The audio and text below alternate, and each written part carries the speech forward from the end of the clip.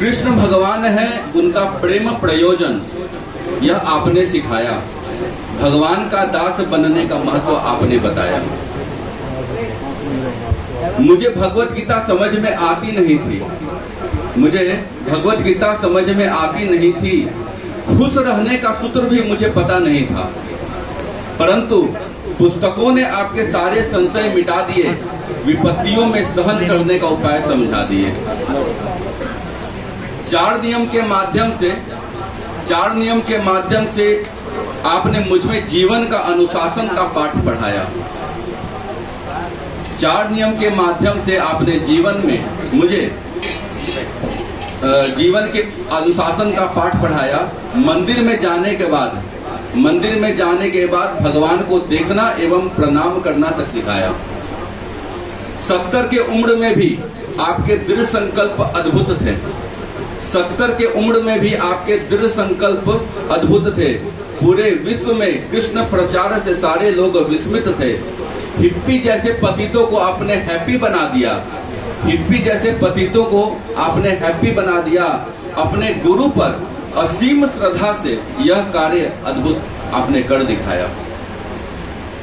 प्रभुपाद, जब जब माया का प्रभाव मुझे सताने लगता है, तब तब आपकी शिक्षा तप्त हृदय में धड़कन का एहसास दिलाता है। जब जब मैं और मेरा परिवार परेशानी में आते हैं, तब तब आपकी भक्ति एवं शिक्षा हमारा दामन थाम लेते हैं। प्रभुपाद, आपने यह एहसास दिलाया है कि कृष्ण भावना अमृत के बिना खुश नहीं रह सकते, न ही अपना परिवार, समाज अथवा राष्ट्र का किसी भी प्रकार से कल्याण कर सकते। प्रभुपाद, मैं ऋणी हूँ उस परंपरा के लिए जिसने मुझे श्री सुबक स्वामी गुरु महाराज का आश्रय प्रदान किया। मैं आपसे करबद्ध विनती करता हूँ प्रभुपाद कि आपके पुस्तकें सदा पढ़ता रहूं।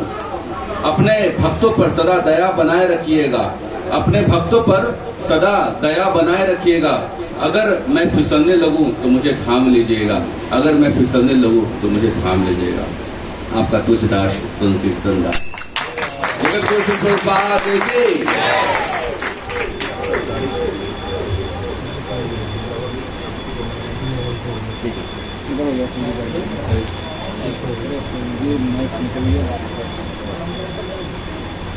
हरे कृष्ण। बहुत बहुत धन्यवाद संकीर्तन प्रभु। अभी एक तरफ से प्रभु जी का, एक तरफ से माता जी का। माता जी, आपको समय का ध्यान सबको रखना है। मैं बार बार इसलिए कह रहा हूँ कि इसके लिए आपकी तरफ से कोई शिकायत ना हो बाद में कि प्रभु जी आपने, और सब समय देख रहे हैं प्रभु जी, मैं भी नहीं देख रहा हूँ।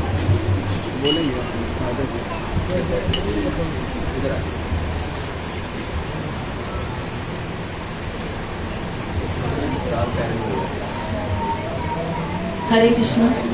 सभी भक्तों के चरणों में प्रणाम। वांछा कल्पतरु वैष्णव कृपा सिंधु भजते पतिता नाम पावनेभ्यो वैष्णव वैष्णव ठाकुर। तो आज सभी जानते हैं कि प्रभुपाद जी का आज आविर्भाव महोत्सव है, और आज प्रभुपाद जी की ही कृपा है कि हम सब लोग यहाँ पर इतना एक परिवार हमारा इकट्ठा हो गया, तो हमें अब दूसरे परिवार की जरूरत भी नहीं रह गई है। तो प्रभुपाद जी ने हर चीज बहुत ही अपने एग्जाम्पल से हमको सिखाई। तो छोटी छोटी 2 बातें हैं, मैं आप लोगों के साथ शेयर करूंगी, ज़्यादा टाइम नहीं लूंगी। तो जिसका एक टॉपिक है कि विग्रह श्री कृष्ण से अभिन्न है। तो एक बार क्या हुआ कि प्रभुपाद जी के, जो आप सभी जानते हैं, राधा कृष्ण के छोटे छोटे विग्रह थे प्रभुपाद जी के। तो प्रभुपाद जी ने एक टाइम के बाद में अपने निजी सेवक और सेक्रेटरी को उनकी सेवा के लिए दे दिया था, और प्रभुपाद जी तो प्रचार में बहुत ज्यादा रहते थे। एक बार क्या हुआ, प्रभुपाद जी बहुत थोड़े टाइम के लिए भारत में आए हुए थे, रुके वहाँ पर।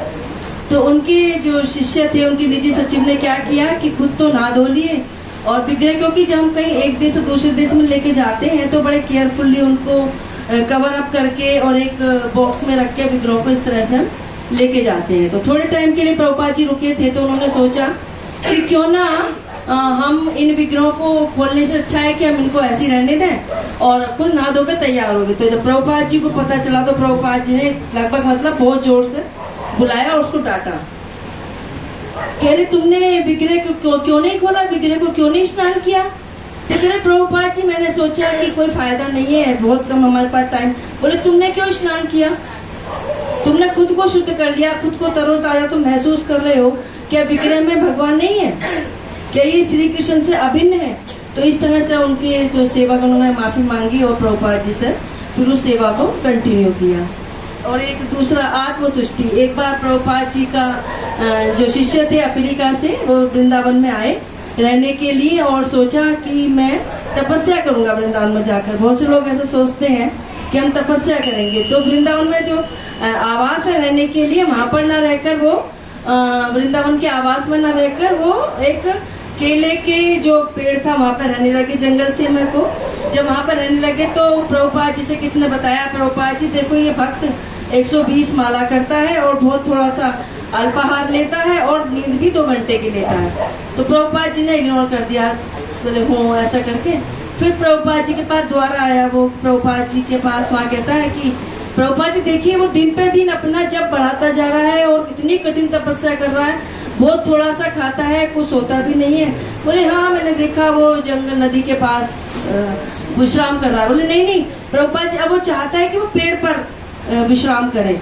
तो प्रभुपाद जी ने कहा कि यदि हम ये जब हमने ये सोच लिया कि हम ये चाहते हैं तो उसी वक्त हमारी आत्मतुष्टि शुरू हो गई। और हमें किसकी तुष्टि के लिए काम करना है? भगवान कृष्ण की तुष्टि के लिए काम करना। ये सब कहता है। हरि बोल, हरे कृष्ण। धन्यवाद।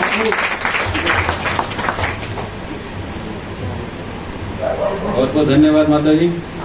शिल प्रभुपाद ने, मैं छोटे छोटे कोटेशन 1-1 सेकंड के बताऊंगा आपको।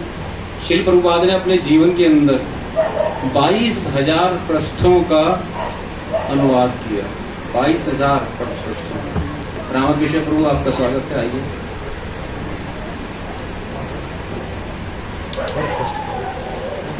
आप सबसे प्रार्थना है कि आप सब लोग है ना मंगलाचरण या इस प्रकार प्रणाम ना करेंगे तो आपको और समय मिल जाएगा।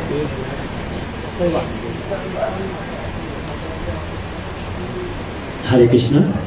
तो जैसा सभी भक्तों ने बताया, आज हम जुड़े हुए हैं प्रभुपाद की कृपा से। यहाँ पे सब लोग इकट्ठे हैं और यदि प्रभुपाद ना होते तो हम कहाँ होते, कहाँ भटक रहे होते। ये जो आनंद है वो हमें नहीं मिलता। तो मैं बताऊंगा कि प्रभुपाद कैसे अपने जो शिष्यों को बहुत छोटे छोटे, बहुत सिंपल से जो व्यवहारिक एग्जाम्पल के द्वारा बताते थे भक्ति का क्या मतलब है। भक्ति का क्या केवल ये मतलब नहीं है कि आपने आए और भगवान के सामने बैठ गए या भगवान की जो है बहुत अच्छे से जप कर रहे हैं, माला कर रहे हैं। वो उसके अलावा क्या है, कैसे है। तो जैसे अभी हमारा मंदिर बन रहा है तो उसमें कुछ भक्त ऐसे होंगे जिनका सारा जो ध्यान मंदिर के कंस्ट्रक्शन पर होगा। तो एक जब वृंदावन के अंदर मंदिर बन रहा था, कृष्ण बलराम, जिसको इस्कॉन मंदिर कहते हैं, अंग्रेजों का मंदिर भी कहते हैं, तो एक भक्त सुबल वो प्रभुपाद जी के पास आए। प्रभुपाद जी उस समय राधा दामोदर मंदिर में रहते थे। तो छत पे उनसे कह रहे कि प्रभुपाद जी मैं बहुत परेशानी महसूस कर रहा हूँ। कहते क्या हो गया? कह रहे मैं उस मंदिर की सेवा कंस्ट्रक्शन की वजह से ना तो जप अच्छे से कर पाता, ना ही भगवान का चिंतन कर पाता, ना ही बुक रीडिंग कर पाता, शास्त्रों का अध्ययन कर पाता। सारे टाइम मेरे को लगता है कि जो ठेकेदार है ये मेरे को हमें जो है चीट कर रहा है, धोखा दे रहा है। कभी जो लेबर है या जो मजदूर है उनके जो है कैसे पेमेंट करनी है, उसके चेक काटना है, सामान का चेक काटना है, मैं तो इसी में लगा रहता हूँ।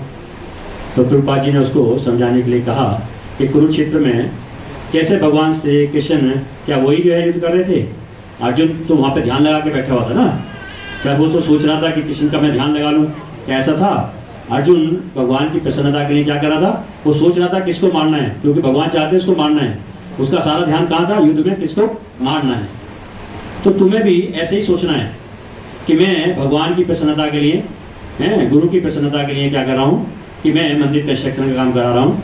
आपको डायरेक्ट भगवान के चिंतन करने की चिंता नहीं करनी है। आपको चिंता क्या करनी है? किससे भगवान प्रसन्न हो रहे हैं। हरे कृष्ण कृष्ण कृष्ण कृष्ण हरे। प्रभुपाद की। बहुत बहुत धन्यवाद रामकृष्ण प्रभु जी का। और अब बलदेव कांता देवी दासी माता जी का हम सब लोग उद्गार सुनेंगे। श्री जी पाठ की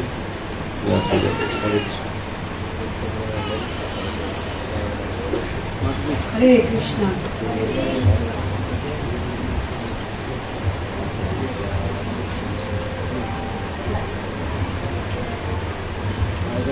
हरे कृष्णा। श्री प्रभुपाद की जय। तो प्रभुपाद जी के बारे में हम लोग ऐसे इतना ज़्यादा सही कहा है प्रभु जी ने कि उनको ग्लोरिफिकेशन इतना हम वैसे तो इतने काबिल भी नहीं है करने के लिए, लेकिन फिर भी जैसा सब लोग सीनियर डिवोटीज कहते हैं कि हमें अगर शुद्ध भक्ति करने के लिए कुछ दया हो जाए तो इसके लिए हमें अपने प्रभुपाद जी का और अपने गुरु महाराज का ग्लोरिफिकेशन करना चाहिए।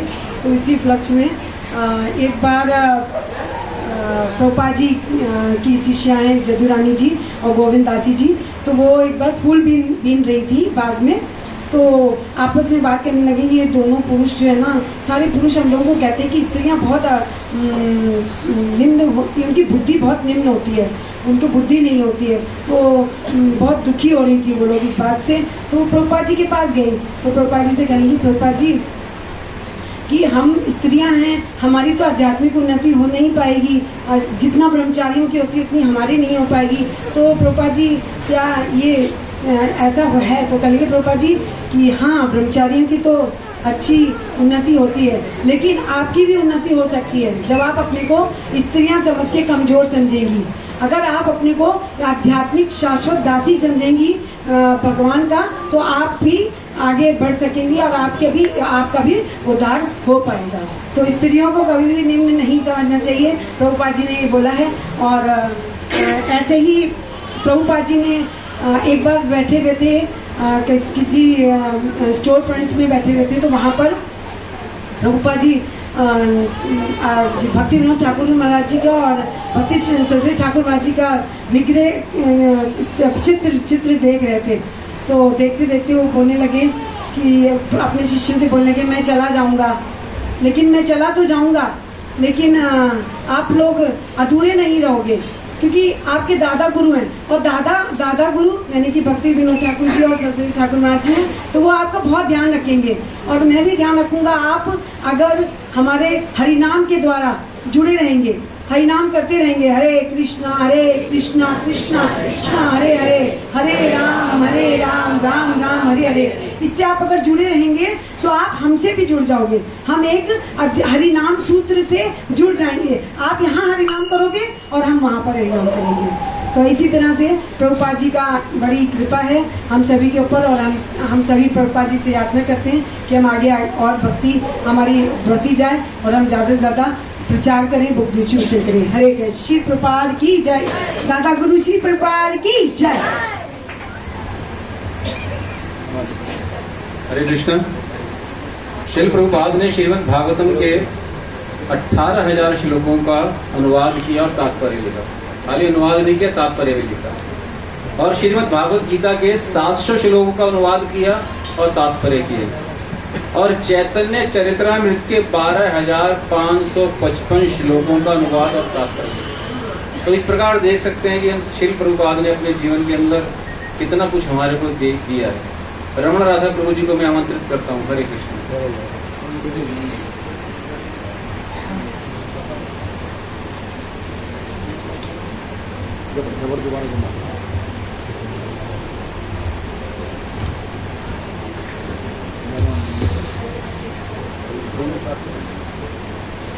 शिला प्रभुपाद की। अच्छा, शिला प्रभुपाद का जो है ग्लोरिफिकेशन गुणानुवाद तो सभी लोग कर रहे हैं, सबने सुना भी है और बहुत लोगों ने पढ़ा भी होगा। कुछ न्यू कमर जो है, जो नए लोग आ रखे हैं, उनके लिए जो है प्रेरणादायक एक चीज़ मैं आपको बताना चाहता हूँ शिला प्रभुपाद का। एक बार शिला प्रभुपाद, क्योंकि हमने भी सुनी है, क्योंकि हम तो हमें सौभाग्य नहीं मिला शिला का मतलब सानिध्य का, लेकिन हमने सुनी है, किताबों में पढ़ी है, उनकी लीला में तो पढ़ा है। एक बार शिला प्रभुपाद जो है, उनका कोई शिष्य था, तो असिस्टेंट था, जो हमने सुना पढ़ा था कि वो कहता था, शिला प्रभुपाद आप इतना हरे कृष्णा करते रहते हो, दिन रात और कोई काम नहीं आपके पास, और अंत समय में अगर आपको ये पता लगे कि भगवान जैसी कोई चीज नहीं है, तो आपको जिंदगी में का मलाल नहीं रहेगा। तो पता शिला प्रभुपाद का क्या आंसर था, क्योंकि उनका जो है ना सेंस ऑफ ह्यूमर बहुत तेज था, तो क्विक आंसर करते थे वो। तो उन्होंने बोला कि बेटा देखो, जीवन जो है वो आनंद के लिए मिला हुआ है, और मैं तो आज भी आनंद में हूँ। तेरे को लगता है मैं कभी दुखी हूँ? मैं आनंद में हूँ। चलो ठीक है, तेरी बात मैंने मान ली कि शरीर छोड़ते वक्त मेरे को ये पता लगे कि भगवान जैसी कोई चीज़ नहीं है, मेरे को मलाल रह जाए। लेकिन बेटा ये बता, अगर जो है शास्त्र की बात सच निकल जाए तो ये बता कि तेरा क्या होगा। तो शिला प्रभुपाद का ये आंसर था। एक छोटी सी और घटना बताता हूँ कि शिला प्रभुपाद जो है वो कुछ लोग कहते थे कि शिला प्रभुपाद आप इतने बड़े बड़े भव्य मंदिर बनाते हो, इससे बढ़िया जो है लोग जो है दुखी हैं, बीमार हैं, हॉस्पिटल बनाइए, दुखी लोगों की जो है हेल्प कीजिए। तो शिला प्रभुपाद ने बोला कि जो है ये जन्म मृत्यु जरा ब्याधि ये कभी खत्म नहीं होगी। एक डॉक्टर था, बहुत बड़ा पैसे वाला था, वो कहता था कि मैं जो है प्रभुपाद मैं हॉस्पिटल बनाऊंगा। बड़ी तमन्ना थी किसी को बनाने की, हॉस्पिटल बनाने की योजना भी करी, आर्किटेक्ट बुला लिया, सब कुछ तैयारी कर दी। लेकिन जैसे ही वो उसकी जो है भूमि पूजन की तैयारी कर रहा था, वो उससे पहले मर गया हार्ट अटैक से। तो जो है इसलिए शिला प्रभुपाद बार बार इस बात को बोलते थे, जन्म मृत्यु जरा व्याधि। इसलिए हम लोग मैक्सिमम लेक्चरों में यही चीज ज्यादा बोलते हैं। हरे कृष्णा।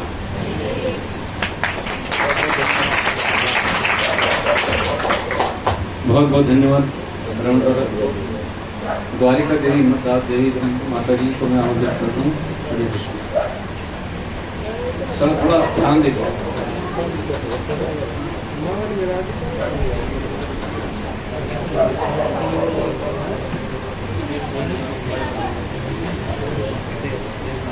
जय श्रीला प्रभुपाद की जय। तो प्रभुपाद जी आप लोग सबको पता है कि कितना कष्ट करके प्रचार किए। तो उसी पर एक स्टोरी है प्रभुपाद जी के बारे में कि एक बार प्रभुपाद जी है ना, बहुत सारे भक्त प्रभुपाद जी के जो शिष्य थे वो प्रचार करने जा रहे थे। तो प्रचार करने जब जा रहे थे, सुबह सुबह विदेश की बात है, बहुत ठंड थी, बहुत ठंड, और वैसे में वो लोग प्रचार करने जा रहे थे। तो प्रभुपाद के आँख में आंसू आ गया। तो बाद में जब एक शिष्य ने उनसे पूछा कि आपके आँख में आंसू क्यों आ गया, आप क्यों रोने लगे। तो प्रभुपाद जी बोले मैं इसलिए रो रहा था कि बहुत सारे जो इंद्रिय तृप्ति में लगे हैं मटेरियल्स लोग, हमेशा मॉर्निंग में जाके सुबह से जाके लगे पड़े हैं कैसे इंद्रिय तृप्ति करें, पैसे कमाएं और क्या करें। मेरे बच्चे जो हैं वो प्रचार करने जा रहे हैं, तो मैं भगवान से प्रार्थना कर रहा था कि भगवान इन पर आप कृपा कीजिएगा। तो प्रभुपाद जी देखिए कितना प्रचार पे जोर देते थे, है ना।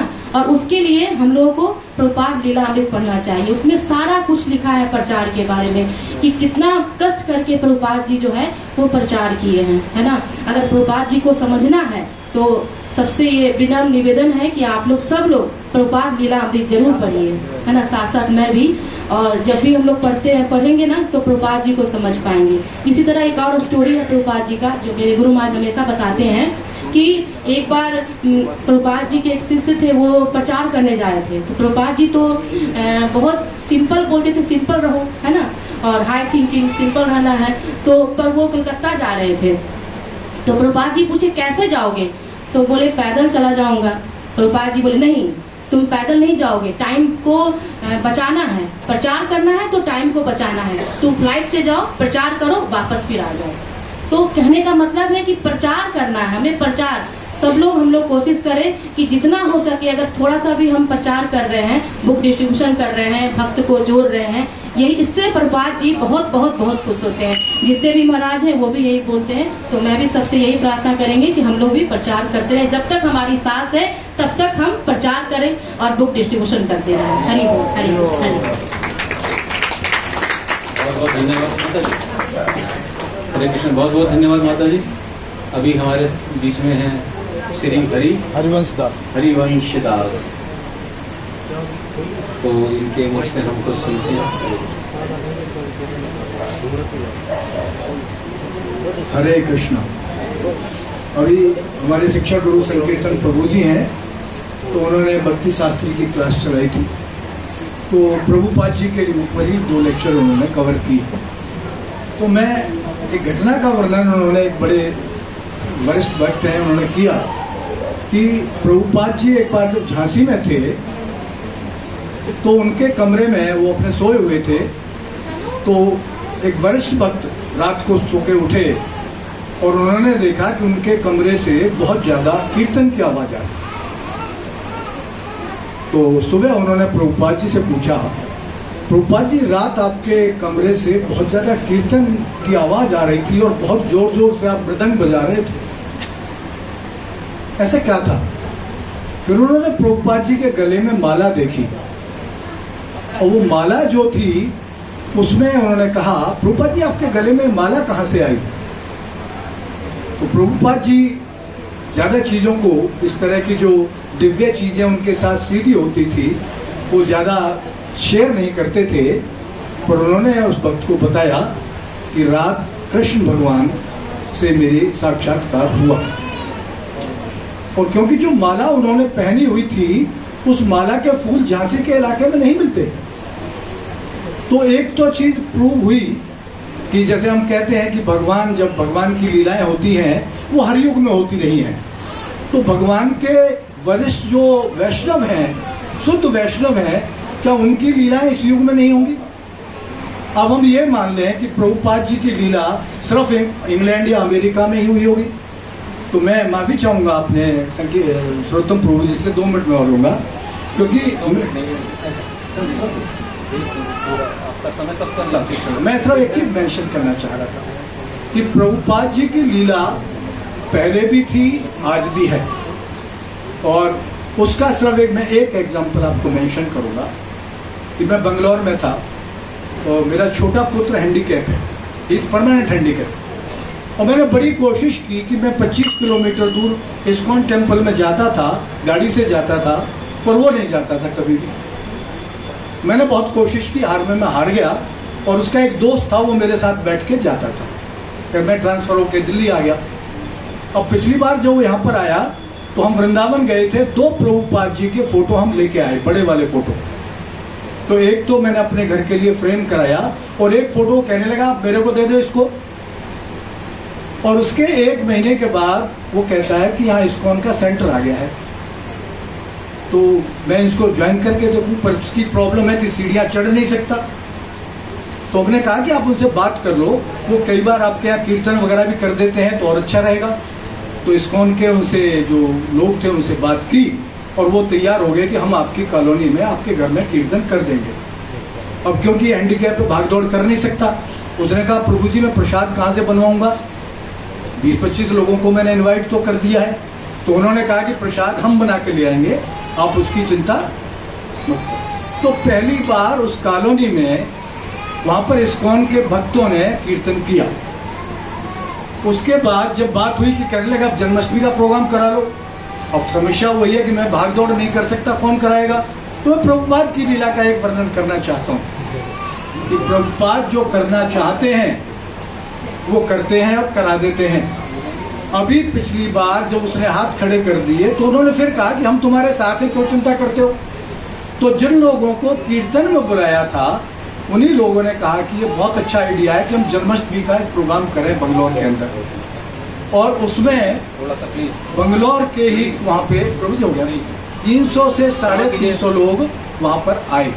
तो मैंने सिर्फ इसलिए शेयर किया, मैं अपने को ग्लोरीफाई नहीं करना चाहता हूँ, मैं प्रभुपाद को करना चाहता हूँ कि प्रभुपाद की लीला आज भी उसी तरह से कंटिन्यूस होती है कि जिसको 10-12 साल से मैं चेंज नहीं कर पाया, प्रभुपाद के फोटो ने वो मिराकल किया कि वो आज शुद्ध भक्त की कैटेगरी में जाने वाला है। धन्यवाद सर, माफी चाहूंगा, मैंने आपका टाइम दिया।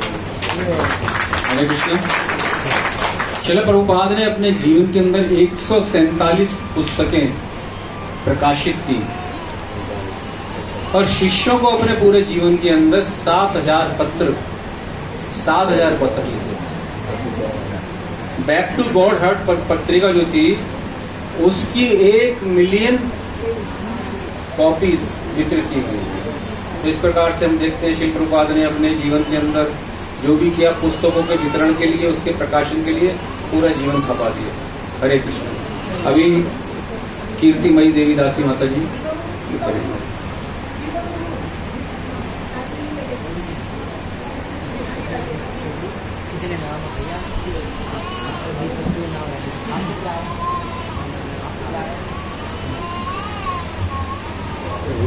हरे कृष्णा।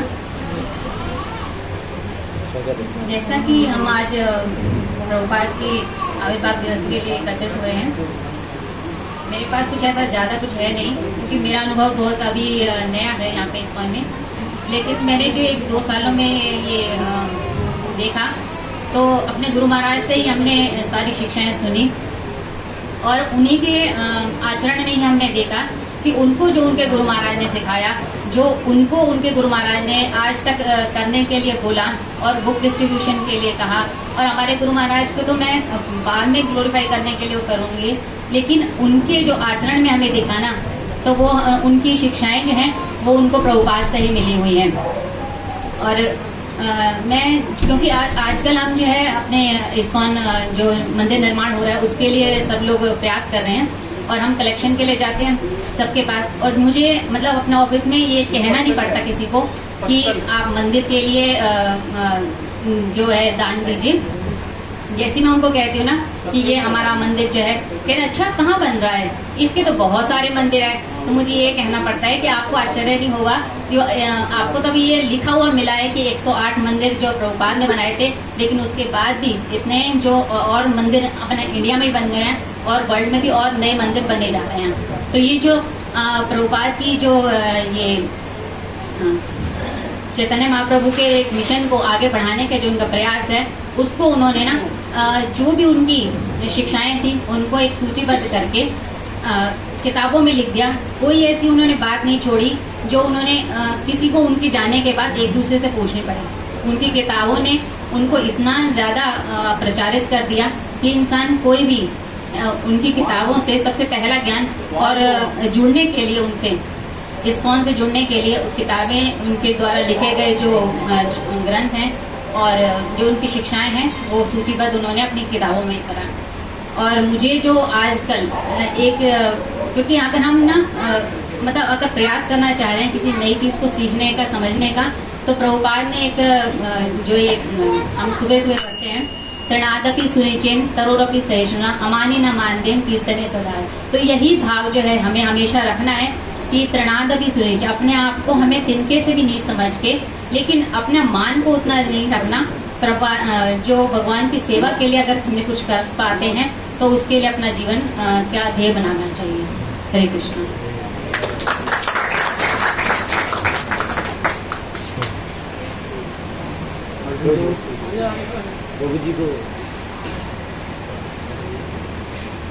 हरे कृष्ण, बहुत बहुत धन्यवाद। हरे कृष्ण प्रभु जी।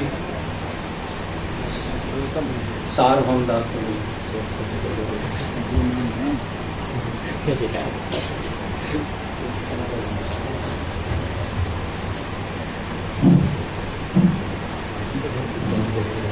हरे कृष्ण। श्रील प्रभुपाद की जय।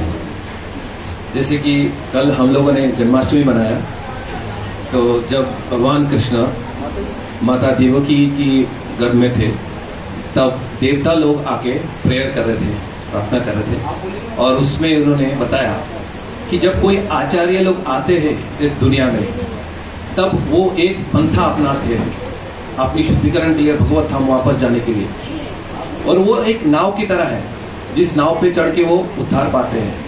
और जब इस धराधाम से वो अपनी लीला खत्म करके जाते हैं, समाप्त करके जाते हैं, तब इस नाव को छोड़ के जाते हैं हम लोगों के लिए, और ये भगवान की प्रीति के लिए इस नाव को हम पकड़ के भगवत धाम जा सकते हैं। ये आचार्य का कृपा होते हैं और भगवान की प्रिय होने के नाते ये कार्य हो पाता है। प्रभुपाद ने जो नाव दिया है वो नाव है, उसके बहुत सारे ब्रांच कह सकते हैं हम। उसमें से एक प्रमुख है जो 16 वाला प्रभुपाद ने दिया है, नहीं तो 64 वाला जपना पड़ता, उसमें बार्गेन कर करके भक्तों ने 16 वाला तक ले आए। और 16 वाला छोड़ के और भी प्रभुपाद ने बहुत सारे ऐसे रिस्क लिया। प्रभुपाद जैसे ऑस्ट्रेलिया गए थे, वहां पे राधा कृष्ण की डीटी लेके चले गए, वहां पे क्या है स्टैंडर्ड कुछ पता नहीं। बालीवर्धन प्रभु जो जीबीसी थे वहां पे ऑस्ट्रेलिया सेंटर खोल के थोड़ा वो ट्रेनिंग देके वापस आ गए। तो प्रभुपाद जब गए वहां पे तो पता लगा सारे के सारे अनट्रेंड ही है, इनको क्लीनलीनेस का पता नहीं, इनको चपाती भी बनाना नहीं आता। प्रभुपाद के लिए चपाती लाने बोले तो जला हुआ चपाती लेके आए। तो ये परिस्थिति थी, पर प्रभुपाद ने वहां पे डीटी इंस्टॉलेशन किया उस टेम्पल में, और जितने भी भक्त थे, जितने भी नए लोग थे, सबको उन्होंने इनिशिएट कर दिया, और कुछ भक्तों को सेकेंड इनिशिएशन भी दे दिया। तो प्रभुपाद ने इस हद तक रिस्क लिया, कदम कदम पे उन्होंने इतना रिस्क लिया। और एक बात है, जैसे प्रभुपाद को एक बार किसी ने पूछा कि प्रभुपाद जब आप चले जाएंगे तो कैसे चलेगा, मूवमेंट कैसे चलेगा। तो प्रभुपाद ने बोला आई विल नेवर डाई। तो वो सब चौंक गए कि प्रभुपाद बोले हो यू विल नेवर डाई। तो उसके बाद उन्होंने बोला है कि I will leave with my books. तो प्रभुपाद की बुक्स अगर हम पढ़ेंगे तो हमेशा हम स्पिरिचुअली जिंदा रहेंगे और प्रभुपाद को भी हम हमेशा अपना करीब देखेंगे। तो इसके बाद साथ ही हम विराम दें। हरे कृष्णा। श्री प्रभुपाद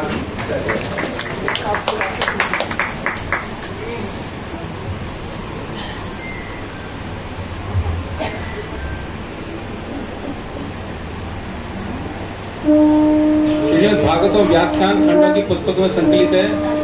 42 खंड प्रभुपाद ने श्रीमद् भागवतम के प्रकाशित करवाए। संपूर्ण चैतन्य चरित्रार्थ की पांडुलिपि को 18 महीनों में प्रभुपाद ने पूरा किया।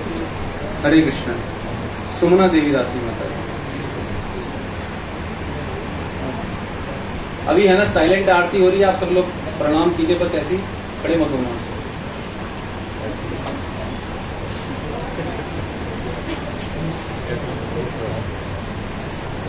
हरे कृष्णा। नमो विष्णु पदाय कृष्णाय भक्ति भक्ति वेदांत स्वामी के नाम में नमस्ते सरस्वती देवी गौर वाणी प्रचारी शशिमय पार्षद कृष्ण। जो प्रभुपाद जी थे वो एक शुद्ध और दिव्य भक्त थे। उनके जीवन के प्रभावित करने के लिए उनके पिता का और एक उनके गुरु महाराज का उनमें बहुत योगदान रहा। उनके पिता बचपन से ही चाहते थे कि वो एक वैष्णव बने और कृष्ण के दास बने, और उसके लिए उन्होंने प्रयास भी किया। और वो खुद भी मतलब उनका आचरण ऐसा था कि प्रभुपाद जी उनके द्वारा सीखते थे कि कैसे मेरे पिताजी भगवान की पूजा करते हैं और भोग लगाते हैं। तो उसके बाद भी फिर उन्होंने खुद भी अपने कहा कि मेरे को अलग से राधा कृष्ण के अर्चा विग्रह चाहिए ताकि मैं उनकी पूजा करूं और उनको भोग लगा सकूं। तो उनको उन्होंने ला के दिया और उनको मर्दन सिखाया कि ताकि वो उसके भगवान की उसमें भक्ति में लग सके। और उनके जो गुरु महाराज थे, जो फर्स्ट भेंट में पहली भेंट में ही उनको कहा कि तुम अपने मतलब तुम्हारी इंग्लिश की पकड़ अच्छी है, तुम क्यों नहीं विदेश में प्रचार करते हो। तो वो पहली भेंट में इतने प्रभावित हुए अपने गुरु महाराज से कि उन्होंने अपना हृदय से, दीक्षा तो नहीं ली लेकिन हृदय से ही वो उनके गुरु मान लिया था। तो एक बार मतलब ये वहाँ पे जब ये उसके लिए प्रचार के लिए यूएस से गए थे तो वहाँ पर एक प्रेस खोल रही थी, तो वहाँ पे ज्यादा सुविधा भी नहीं थी। तो वो फिर जो है इन्होंने मतलब ये जैसे प्रभु जी ने भी बताया कि उन्होंने चैतन्य चरितमृत की प्रतियां पूरी कर ली थी, लेकिन उनको ना छापनी थी। तो जो उसके निरीक्षक थे ना, उनसे ने तो वो कहते थे कि हम जल्दी प्रगति से उसको छापेंगे। तो उनका विचार था कि 4 महीने में एक पुस्तक छापेंगे, लेकिन उन्होंने कहा कि हमें ज्यादा तेज काम करना है। प्रभुपाद जी चाहते थे तो उन्होंने कहा कि हमें ना इतनी जल्दी करेंगे कि 1 महीने में एक पुस्तक छाप लेंगे, इतना कर सकते हैं। तो प्रभु जी थोड़े ये प्रभुपाद जी थोड़े सोचने पड़ गए, कह रहे नहीं ये तो बहुत लेट हो जाएगा, आप ना 2 महीने में आपको सारी प्रतियां छापनी है। तो उनके मुंह से एकदम से निकला असंभव। जो एक पुस्तक को 1 महीने में छापने वाले थे उनको प्रभुपाद जी कह रहे हैं कि आपको 2 महीने में पूरे 17 खंड छापने हैं। तो उन्होंने कहा असंभव। तो प्रभुपाद जी जवाब देते हैं एकदम से कि असंभव शब्द तो मूर्खों के शब्दकोश में होता है, तो असंभव तो कुछ भी नहीं है। तो वो एकदम से जैसे प्रभुपाद जी ने बोला तो एकदम से उनके अंदर है ना एक आध्यात्मिक जीवन की अनुभूति हुई और उन्होंने सोचा कि हाँ मतलब कि ऐसा हो सकता है क्या। उन्होंने विचार किया तो उन्होंने कहा हाँ प्रभुपाद जी ऐसा हो सकता है, लेकिन मैं अपने सहयोगी से बात करूंगा। तो प्रभुपाद जी ने कहा ठीक है। लेकिन और जिसमें उसमें उस प्रेस में नया नया खुला था उसमें कोई ज्यादा सुविधा भी नहीं थी, लेकिन उसके बाद जब उन्होंने वहां पे जाके काम किया, बात की, तो उन्होंने 2 महीने में 18 पुस्तकें छाप दी। तो ये थी इनकी कर्तव्य निष्ठा। तो प्रभुपाद जी क्या कहते थे कि मेरी कोई निजी योग्यता नहीं है, लेकिन क्योंकि मेरी गुरु के प्रति मेरी निष्ठा है और उन्होंने मुझे कहा था कि तुम्हें ये जब भी तुम्हारा धर्म पुत्र प्रकाशन करना, मैंने ये किया और तुम्हें मेरे प्रति निष्ठा है, तो तुम्हारे सहयोग से ही मेरे कार्य संभव हो पाया है, अन्यथा मैं कुछ नहीं कर पाता। हरे बोल, हरे। बहुत बहुत धन्यवाद माता जी। अब जय श्रीनाथ प्रभु जी अपने उद्गार प्रस्तुत करेंगे। जय श्रीनाथ जी। समय सीमा वही रहेगी 3 मिनट। हरे कृष्ण। श्रील प्रभुपाद की जय। श्रील प्रभुपाद जी का सारा आंदोलन अगर आप अवलोकन करें तो ग्रंथों का और मंदिर निर्माण में उनका सबसे ज़्यादा फोकस था।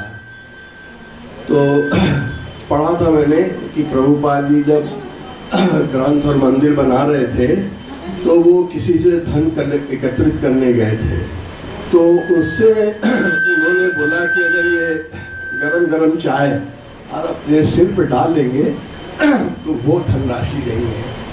तो प्रभुपाद जी ने वो गरम गरम चाय अपने सिर पर डाल दिया। तो मेरा यहाँ पे आप सबसे अनुरोध ये है कि एक मंदिर निर्माण का यहाँ सौभाग्य हम सबको प्राप्त है, उसमें बढ़ चढ़ करके कंट्रीब्यूट करें और प्रभुपाद जी के इस आंदोलन का हिस्सा बने। हरे कृष्ण।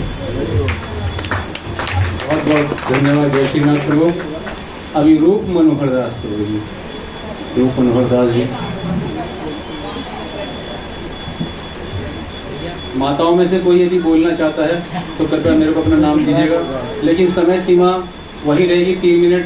3 मिनट से ऊपर कोई बोलेगा तो उसको रोक दिया जाएगा। आप उसके अंदर अपना बेइज्जती मत कीजिए, मेरी हमारी इज्जत खत्म कर दी आपने। समय बहुत कम है। हरे कृष्ण।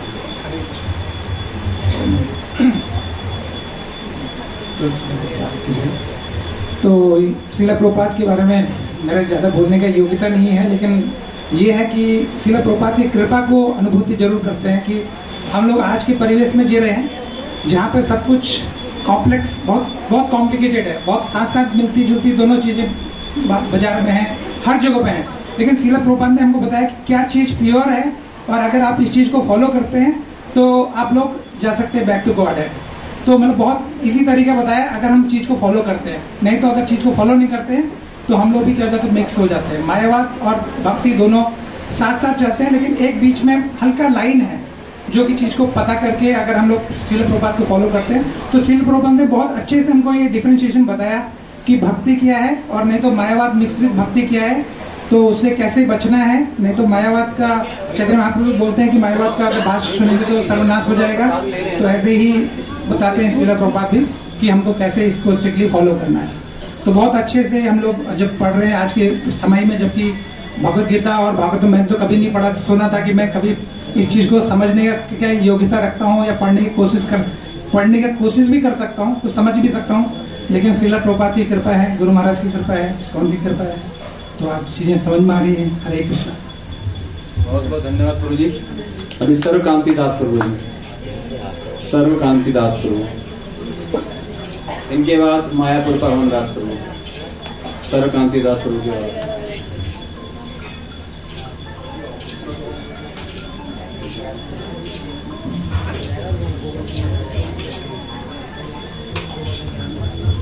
जय श्री प्रभुपाद की जय।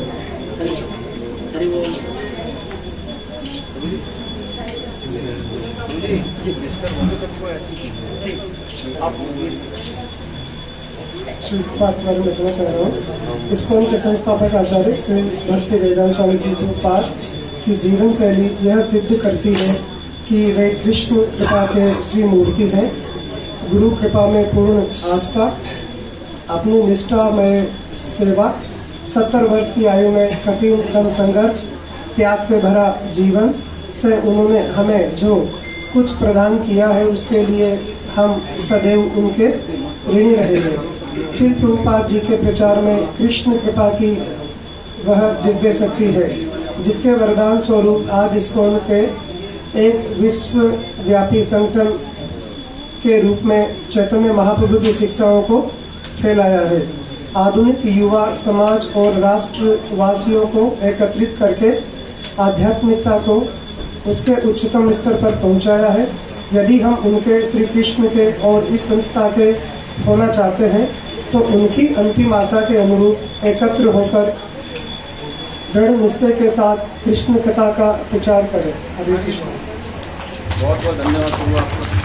बहुत बहुत धन्यवाद मायापुर पवन दास प्रभु। माताओं में कोई नाम नहीं है मेरे पास, क्षमा कीजिए। नाम आएगा तो मैं आपका नाम ले सकता हूँ।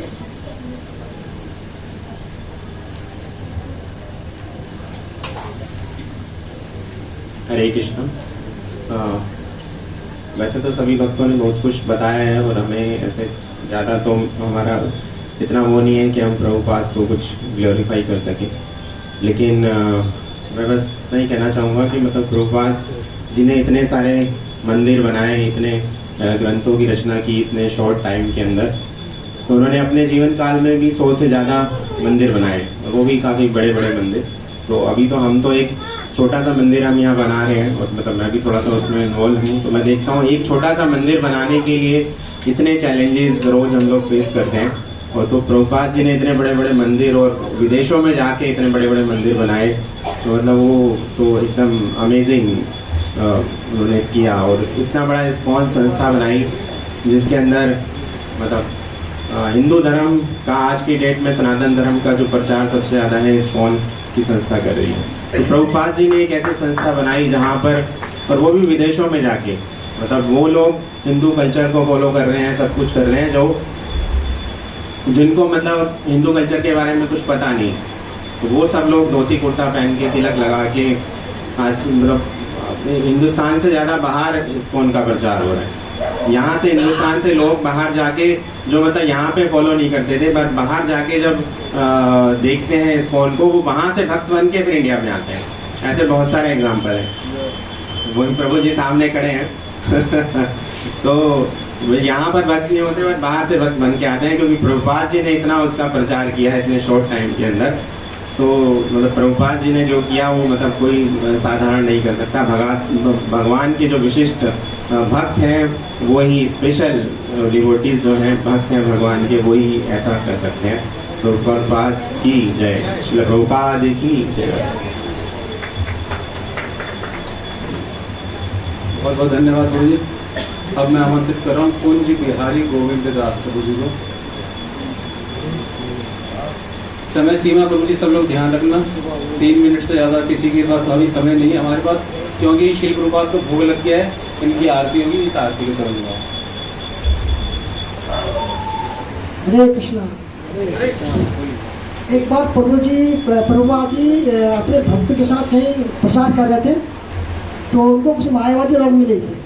उन्होंने बोला, प्रभुपाद जी आप ये इन लोगों को लेके दिन भर हरे कृष्णा राम राम कर रहे हो, कुछ कराओ, काम धंधा कराओ इनसे, क्या करेंगे, ऐसे भीख मांगते रहेंगे। तो प्रभुपाद जी बोलते हैं कि ये संसार जो है ना, एक टॉयलेट जैसे, जहाँ टॉयलेट के अंदर जाते हैं, काम क्या बाहर वो आ गया है ना। तो अगर टॉयलेट के अंदर आप लोग अखबार लेके, अच्छा सा सीनरी लेके, टीवी लगा के, तो पूरा दिन रहोगे तो कहीं चलेगा। टॉयलेट में जाओ, काम करें, बाहर आ जाओ। तो वैसी प्रकार संसार में आप जिस काम से आए हो, भगवान का नाम लेके हरे कृष्ण करके जब करके अपने धाम को वापिस आ जाओ, यही मत रहो, खेलते रहो। हरे कृष्णा। बहुत बहुत धन्यवाद प्रभु जी आपका। और अब हमारे बीच में है ऋत्विक प्रभु जी, एक अपने उद्गार प्रस्तुत करेंगे। ऋत्विक दास। हरे कृष्ण। तो जब इस्कॉन जुहू मंदिर बन रहा था, तो उस टेम्पल कंस्ट्रक्शन के लिए बहुत दिक्कत आ रही थी, बहुत ज़्यादा स्ट्रगल करना पड़ा था भक्तों को। तो इस पूरे इंसिडेंट के ऊपर जो है एक बुक भी है बहुत सुंदर, I will build you a temple, Giriraj Maharaj ने लिखी है। तो जिसने लैंड भक्तों ने जैसे ली थी, मिस्टर नायर करके एक व्यक्ति थे, तो उसका प्लान था कि पहले भक्तों को उसने एक बार लैंड बेची, तो वो एक ही सेम लैंड को 2-3 बार जो है बेचना चाह रहा था। लेकिन प्रभुपाद जी ने राधा रास बिहारी को ऐसा प्रॉमिस किया था कि मैं आपके लिए मंदिर जो है यहीं बनाऊंगा। तो अब वो व्यक्ति जो है, प्रभुपाद जी ने बहुत उसको समझाया, लेकिन वो मान नहीं रहा था। अब वो एक दिन स्ट्रिक्टली आया और उसने प्रभुपाद जी को बोल दिया कि अगर कल सुबह तक आपने मंदिर खाली नहीं किया, तो मैं गुंडे लेके आऊँगा और आपकी डिटीज को बाहर फेंक दूंगा। तो सब भक्तों ने बोला कि प्रभुपाद मंदिर खाली करते हैं, वो कल आ जाएगा। तो प्रभुपाद जी ने बोला कुछ भी नहीं होगा, आप लोग सब अपना सेवाओं में लगे रहिए। तो अगले दिन सुबह जो है 8 बज गए, 9 बज गए, सब चीज़ें, मॉर्निंग प्रोग्राम हो गया, लेकिन मिस्टर नायर जो है वो आए नहीं। तो दोपहर में जो है ऐसे खबर आई कि मिस्टर नायर को हार्ट अटैक आ गया है और उन्होंने शरीर छोड़ दिया। तो सब लोग प्रभुपाद के पास में गए, तो उन्होंने प्रभुपाद जी से बोला कि प्रभुपाद उन्होंने शरीर छोड़ दिया। तो प्रभुपाद जी ने बोला मेरे को पता था, मैंने नरसिंह भगवान से बात कर ली थी, तो मैंने उनको बोला था कि अब प्रभु अब निपटा दो। तो देखिए प्रभुपाद जी का लेवल कितना है कि वो सुपारी भी किसको दे रहे हैं, नरसिंह भगवान को, राधा रास बिहारी को प्रोटेक्ट करने के लिए नरसिंह भगवान को उन्होंने बोला। तो ऐसी एक मतलब अपने डिसाइपल्स के लिए जो है प्रभुपाद बहुत ज़्यादा जो है प्रोडक्टिव उनके रहते थे। एक बार त्रिवेणी में जो है कुंभ मेले में गए थे वहाँ पे, तो वहाँ पर अब सारे फॉरेनर डिसाइपल्स थे उस टाइम 90% सारे, तो वहाँ पर एक तांत्रिक था, तो वो सब लोगों को बोल रहे थे बोलने के लिए हे कपाली, हे कपाली। तो अब फॉरेनर लोग थे ब्रह्मचारी सन्यासी, तो वो उनके पास में गए तो उनका मजाक उड़ा रहे थे, तो वो चढ़ा रहे थे। तो वो तांत्रिक था, उसने कोई ऐसे झाड़ फूक कुछ मंत्र पढ़ा और एक प्रभुपाद जी के शिष्य के ऊपर फेंका, तो वो उधर पैरालाइज हो गए। तो अब जो बाकी शिष्य वो डर गए, भागते भागते टेंट में गए प्रभुपाद जी के पास, तो उन्होंने उनको बोला कि प्रभुपाद ऐसे ऐसे हो गया। तो उन्होंने बोला तुम उसको छोड़ के क्यों आए, पहले उसको लेकर आओ और उस तांत्रिक को बोलो कि उनको बोलो कि हमारे गुरु महाराज आपको बुला रहे हैं। तो जैसे ही उनके पास गए और तांत्रिक जो है वो आया, तो उनका डिसाइपल को भी लेकर आया और वो उनकी बॉडी पैरालाइज थी। तो प्रभुपाद जी ने बोला ये तुमने किया? बोला हाँ स्वामी जी मैंने किया, ये मेरा अपमान कर रहा था तो मुझे अपनी पावर तो दिखानी थी। तो प्रभुपाद जी ने बोला अच्छा ठीक है। तो उन्होंने साइड में भगवान की आरती के पुष्प पड़े हुए थे, वो उठाए और हरे कृष्णा करके उसके ऊपर फेंके और वो तांत्रिक ऑन द स्पॉट गिर गया और पैरालाइज हो गया। तो उसने जो है वहाँ सब शिष्य डर गए, बोला प्रभुपाद इसके आपने इसको ऐसा क्यों किया? तो बोला how dare he touch my disciple, कि इतनी हिम्मत कैसे हुई कि इसने मेरे शिष्य को हाथ लगाया। तो उन्होंने बोला अभी ऐसा ही रहेगा? बोला नहीं 4-5 घंटे के अंदर ठीक हो जाएगा, लेकिन ये जो है इसको सबक सिखाना जो है बहुत ज़रूरी था। एक लास्ट फाइनल में कंक्लूड करता हूँ। एक बार एक विष्णुजन महाराज थे प्रभुपाद जी के सन्यासी डिसाइपल, तो वो राधा दामोदर मंदिर में थे और वो भगवान के सामने प्रार्थना कर रहे थे। तो वहाँ से जो है पुजारी जो है उनके पास आए, तो उन्होंने उनको बोला कि आप ऐसे ही जीवन भर साधना भजन करते रहो तो अगला जन्म जो है आपको ब्राह्मण कुल में मिलेगा। तो आप भी मरीज शरीर के अंदर हो, अगला जन्म आपको ब्राह्मण कुल में मिलेगा, तो फिर आप जो है दोबारा भक्ति करके आप गोलोक जा सकते हो।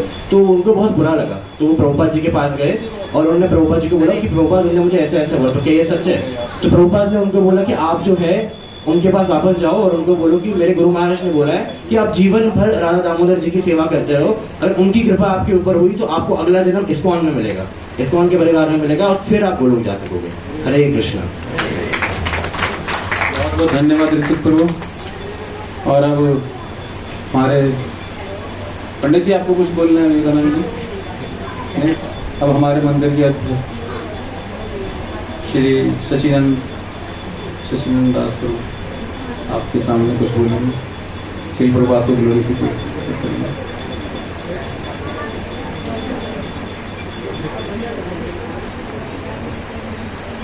हरे कृष्ण। तो मैं अभी के थोड़ा सा चैलेंज के बारे में आपको बताऊंगा, क्योंकि मैक्सिमम यहाँ पे दीक्षित डिवोटी और जो इंस्पायर हो रहे हैं वो आज जो हमारे इस्कॉन संस्था में जो चैलेंज है और वो बहुत बड़ा है, वो है गुरु ग्रुपिज्म।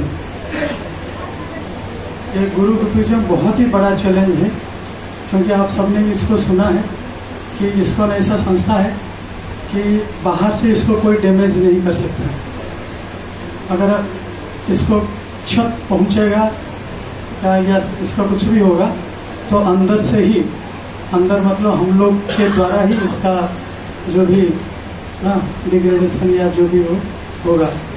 तो इसलिए इसका कारण क्या है कि हम जय प्रभुपाद बोलते तो हैं, और जो प्रभुपाद के मूड है, प्रभुपाद के इंटेंशन है, प्रभुपाद के एटीट्यूड है, उसको समझने में या पालन करने में बहुत पीछे है। प्रभुपाद को एक डिवोटी पूछे, Prabhupada how ISKCON can grow, how ISKCON can develop. तो प्रभुपाद ने जो शिष्य समूह थे बोले बताओ कैसे।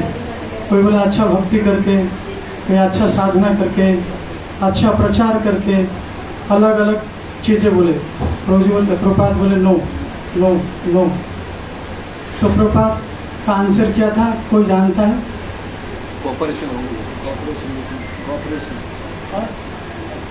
प्रभुपाद ने 2 चीज बोला, कोऑपरेशन एंड इंटेलिजेंस, बुद्धि और आपस में सहयोग।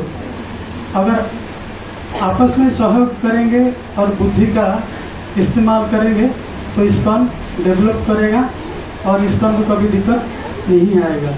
तो इसलिए हर भक्त का ये जिम्मेदारी है कि प्रभुपाद की सेवा के लिए अपना बुद्धि और कोऑपरेट ना आपस में कोऑपरेट करें, सहयोग करें। और ऐसा नहीं होगा चाहे हम कितनी भी भक्ति कर ले अपने हिसाब से, ना 64 माला कर ले, हमारे हाथ से बीड बैग छूटे ही नहीं कभी ना, एकदम सोते टाइम पे ही बीड बैग का अंदर अपना उंगली चलता रहे, फिर भी ना खुद डेवलप हो पाएंगे, ना इसको एज ए होल डेवलप कर पाएगा। इसलिए सबसे अनुरोध है कि ये जो कलयुग का जो प्रभाव है, क्या प्रभाव है, आपस में मतभेद करके फूट डालना, ये करता ही करता है, ये कलयुग का लक्षण है। और जब भी ऐसा मन में आ गया कि मैं उसको कोऑपरेट क्यों करूं, ना उसने मुझे इतना नुकसान पहुंचा है, उसने मुझे इतना अपमान किया है, असम्मान किया है, तो इसका मतलब आप समझ जाइएगा कि कली आपके अंदर घुस गया है। इसलिए ये चीज़ कभी होनी नहीं चाहिए। और दूसरी है, प्रभुपाद ने जो प्रिंसिपल दिया है उसको हम हमेशा फॉलो करना चाहिए। अब देखिएगा कि जब मंदिर का कंस्ट्रक्शन होता है तो नॉर्मल ये है कि जो भगवान का फेस पूर्वी तरफ या और एक दक्षिण तरफ या ऐसा जो उत्तर जो भी है उसकी तरफ किया जाता है। पर राधा रास बिहार मंदिर में भगवान का फेस कौन सी दिशा है, मैं मुझे आइडिया नहीं, अगर कोई आइडिया तो बता सकता है।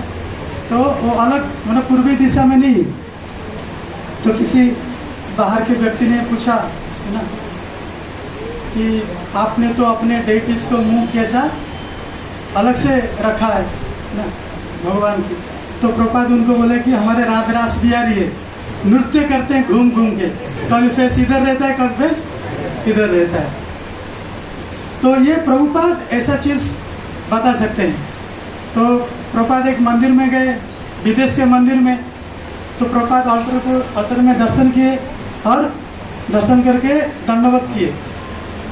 तो जब प्रभुपाद दर्शन किए तो फेस प्रभुपाद के तरफ था और प्रभुपाद उठे तो पीछे हो गया।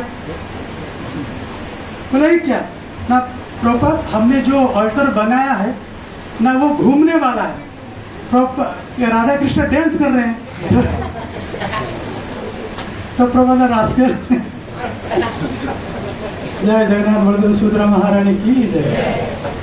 तो प्रभुपाद का कहते कि नहीं, ऐसा नहीं कर सकते आप ना, कि ये जो व्हील वाला सिस्टम आपने रखा है ऑल्टर के नीचे, इसको हटाओ और एक ही फेस करो ना। इसलिए अगर व्यक्ति वैष्णव का ना गुरुजन का अगर मूड को पकड़ लेगा तो वो उसको माया भी कुछ कर नहीं सकती, प्रभाव डाल नहीं सकती उसके ऊपर। तो हम हमारे देखेंगे तो हमारे आज जो साधक है, हम लोग जो साधना कर रहे हैं, हम कितने जन ऐसा है जो प्रभुपाद के सारे किताब पढ़े हैं ना। हमको इतने साल हो गया, चाहे 10 साल 15 साल 20 साल, कितने हैं कि प्रभुपाद के बुक्स पढ़े हैं, छोटे बुक्स एटलीस्ट कितने, वही बोलो मे भी 1% या 2% या 10% किताब नहीं पढ़ेंगे हम ना। और इसलिए भक्ति कैसे करेंगे, जो हमको सूट करता है या किसी ऐसे व्यक्ति से हमने सुन लिया ना जो कि इनलाइन नहीं, पर हमको लगता है कि ये मेरा ना सीनियर है या गुरु है, या इसलिए प्रभुपाद इस्कॉन में एक लॉ है, इस्कॉन का लॉ है कि जो भी डिवोटी है या न्यू कमर है उसके लिए प्रथम शिक्षा गुरु कौन है, श्रील प्रभुपाद। और जब तक इस्कॉन संस्था है 10,000 ईयर्स तक सबका शिक्षा गुरु कौन रहेंगे, तो ये हमारे हृदय में इतना गहरे में लेके चले जाओ कि अगर मुंह से निकलेगा कि शिक्षा गुरु कौन है, तो मुंह से क्या निकलना चाहिए, मेरा प्रथम शिक्षा गुरु है श्रील प्रभुपाद। तो तभी ये एश्योरेंस है कि हम बहुत अच्छे तरह डेवलप करेंगे। और चाहे हम कुछ भी करें, चाहे मंदिर का निर्माण करें, चाहे भक्ति करें, चाहे बुक डिस्ट्रीब्यूशन करें, कुछ भी करें, हमको सक्सेस मिलेगा ही मिलेगा। तो ये कुछ चीज़ है। प्रभुपाद का अगर हम असली फॉलोअर बनना चाहते हैं तो सबसे महत्वपूर्ण है कि प्रभुपाद का किताबों का जरूर अध्ययन करना और अगर उसको समझना और अपने जो जीवन में है उसको उतारना। तो मेरा ये आपसे अनुरोध है कि श्रील प्रभुपाद के किताबों का ना नित्य उसको पढ़े और उसको प्रयास करें कि अपने जीवन में उतारने के लिए। उसके अलावा सिर्फ प्रभुपाद बोलने से कुछ नहीं होगा। आपको मंदिर के साथ, चाहे आप यहाँ पे रहे कहीं भी जाए, आपको कोई भी इस्कॉन के मंदिर है उसके साथ अपना कनेक्ट रखना ही है। अगर नहीं रखेंगे तो फिर जैसे डाली या पत्ता होता है वृक्ष के साथ, अगर वो कट जाता है तो वो सूख जाता है, तो वैसे हम सूख जाएंगे अगर इस्कॉन के साथ हम कांटेक्ट में नहीं रखेंगे। और अपने मन से भक्ति नहीं करना है, भक्ति करना है तो जो गुरुजन है, जो हमारा अच्छी तरह पथ प्रदर्शित कर सकते हैं, उनसे। तो फिर से मेरा ये आपसे आग्रह है कि आप प्रभुपाद के ना जो मूड है, और प्रभुपाद के मूड आपको दिखने को मिलेगा आज जो उपस्थित है प्रभुपाद के शिष्यगण। प्रभुपाद के शिष्यगण से आपको वो मूड दिख जाएगा। ऐसा नहीं में कैसे पता चलेगा प्रभु जी प्रभुपाद का क्या मूड था? तो अपने शिष्यों को उन्होंने देखे गए हैं और जो उनको एजिटिव फॉलो करते हैं वो भी वो मूड को कैरी कर रहे हैं। तो जगत गुरु श्री प्रभुपाद की अनंत कोटि वैष्णव वृंद की।